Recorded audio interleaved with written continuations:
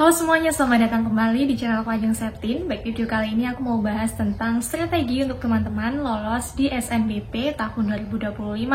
Nah, pembahasan di video ini meliputi pemilihan jurusan, pengurutan jurusan, serta mengenali aspek apa saja sih yang dinilai dalam SNBP, sehingga nantinya teman-teman bisa memaksimalkan dan hasilnya bisa lulus SNBP tahun 2025.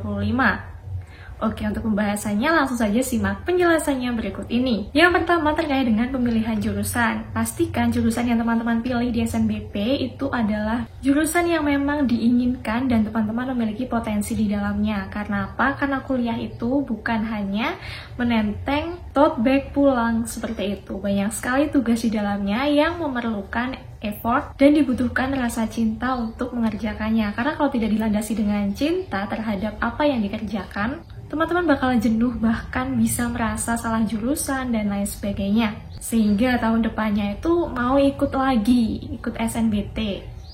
Nah, itu kan sayang sekali ya, selain buang-buang waktu juga buang-buang uang. Makanya pastikan jurusan yang teman-teman pilih itu merupakan jurusan yang memang diinginkan oleh teman-teman, serta teman-teman memiliki potensi atau bakat di dalamnya. Intinya ada ketertarikan sehingga nanti kedepannya ketika sudah kuliah punya rasa ingin tahu yang tinggi untuk memperdalam ilmunya. Kemudian yang selanjutnya juga pastikan teman-teman sudah melihat atau mencari-cari prospek kerja dari jurusan pilihan teman-teman itu.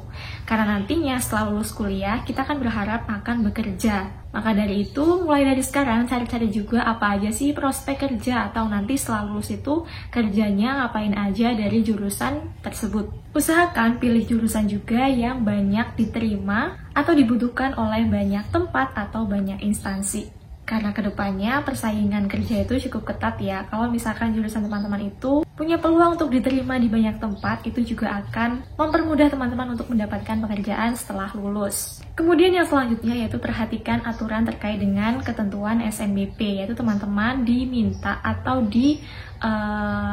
beri aturan untuk memilih apakah mau pilih satu pilihan saja dengan satu jurusan dan satu PTN, ataukah memilih dua pilihan dengan masing-masing boleh satu jurusan atau dua jurusan dan satu PTN atau dua PTN. Intinya kalau misalkan memilih dua pilihan, maka salah satu pilihan PTN-nya itu harus ada di dalam domisili yang sama dengan SMA teman-teman atau satu provinsi dengan SMA-nya.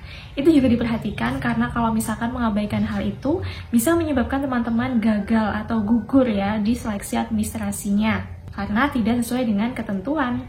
Oke, yang kedua yaitu strategi dalam pengurutan jurusan. Nah, ini untuk pengurutan jurusan, usahakan jurusan yang teman-teman pingini banget gitu di tempat atau di PTN itu taruh di paling atas atau di pilihan pertama.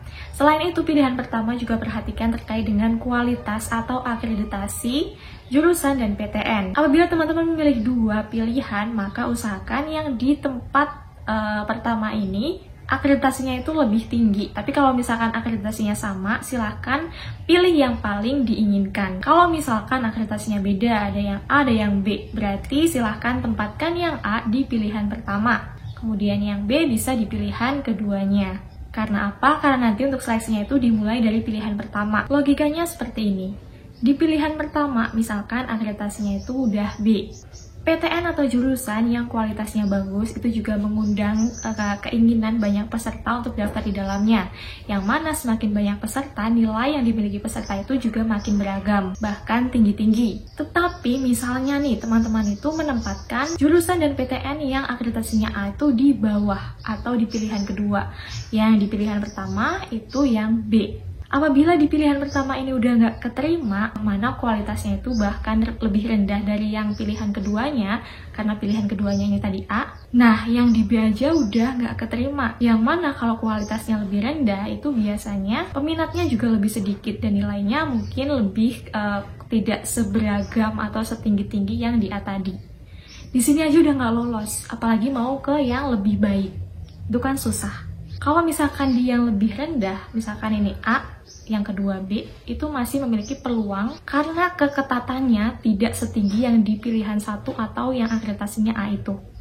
Begitu ya, semoga paham dengan penjelasanku ini. Oke, intinya di pemerutan jurusan ini, teman-teman, kalau misalkan memilih dua jurusan yang akreditasinya beda, misalkan A dan B, silahkan tempatkan yang akreditasinya A itu di pilihan pertama, kemudian yang keduanya B. Tetapi kalau misalkan sama nih, A semua, baik jurusan maupun PTN-nya, silahkan prioritaskan sesuai dengan keinginan teman-temannya.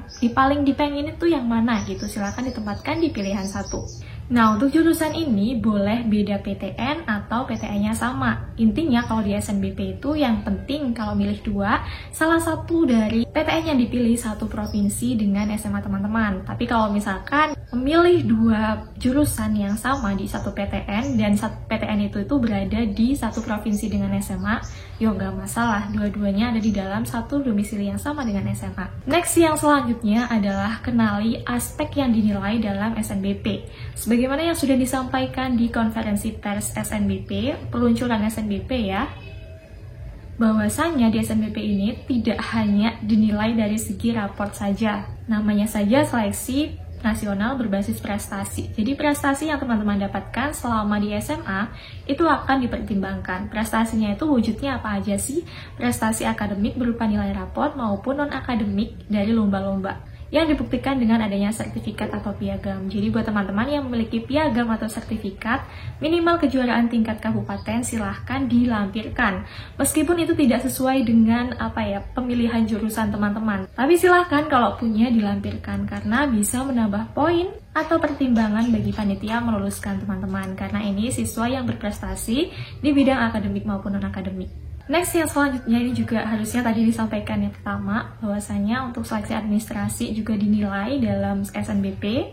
Kalau misalkan dari administrasi saja teman-teman sudah ada yang salah atau tidak sesuai dengan ketentuan, maka itu akan langsung gugur. Jadi mungkin dari awal dicek-cek, loh ini misalkan fotonya salah, maka itu tidak jadi diseleksi di pilihan pertama maupun keduanya. Jadi pastikan kemarin ya sudah finalisasi. Semoga semua administrasi yang dimasukkan itu sudah benar, karena administrasi juga mempengaruhi kelulusan. Kemudian ini juga nggak kalah penting, yaitu pembobotan jurusan. Jadi pastikan teman-teman ketika mau memilih jurusan di SNBP itu sudah tahu pembobotan mapel di setiap jurusan. Buat yang belum tahu silahkan dicek, nanti ada PDF-nya di deskripsi, silahkan teman-teman cek sesuai dengan jurusan yang teman-teman pilih. Pembobotan mapel ini adalah mapel-mapel yang digunakan dalam penilaian SNBP.